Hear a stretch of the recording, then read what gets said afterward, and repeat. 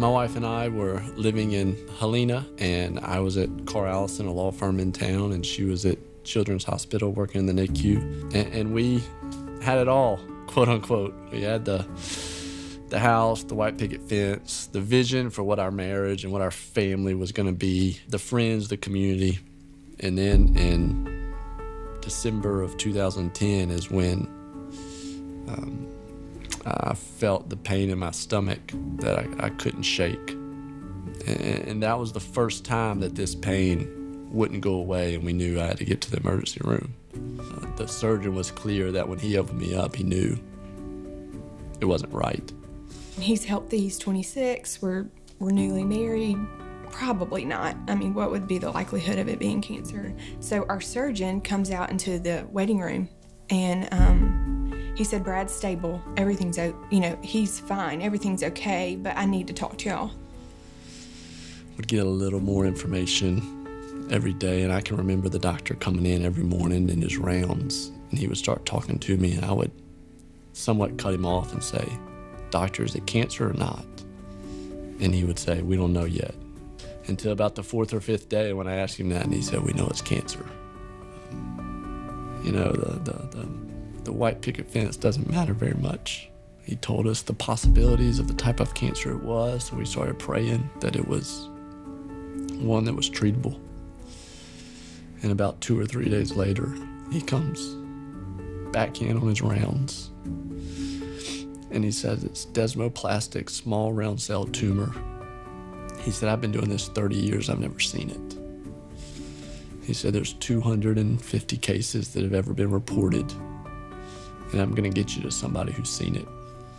In that moment, you just feel like you're the only ones in the world going through it, and it's like you can't even think about how you're gonna get through it. A fog descended, and we began to just put one foot in front of the other from then on. As we walked through the next few days of uncertainty, knowing the diagnosis, Googling, researching as much as we could, just seeing over and over again it's incurable. Most people live 3 years. Most people never make it to 5 years, and not seeing any good in this. Dying is not the most difficult thing about cancer. I can say confidently with Paul that to live is Christ and to die is gain. But the fact that I have to mourn the most beautiful things on this earth, the growing up of your kids, walking your daughter down the aisle, teaching your son how to throw the ball,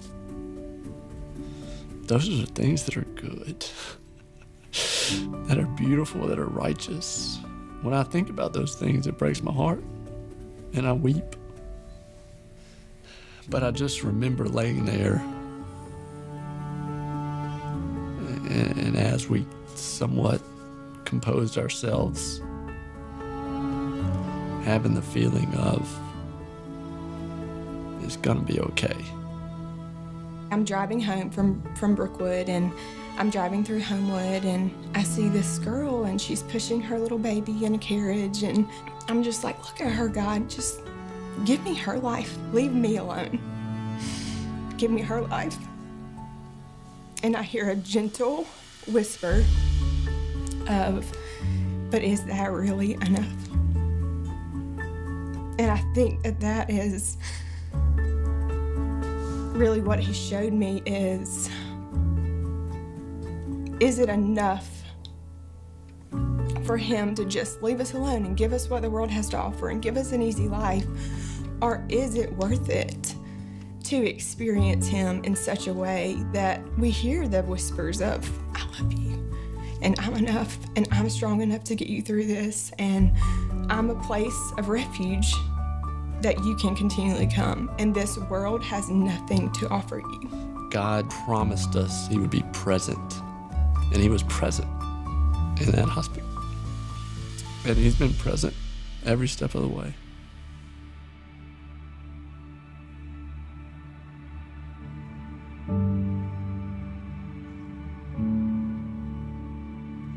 When I was back at work and living quote unquote normally, I really was wrestling with, how am I going to tell my story? How am I going to tell God's story through me.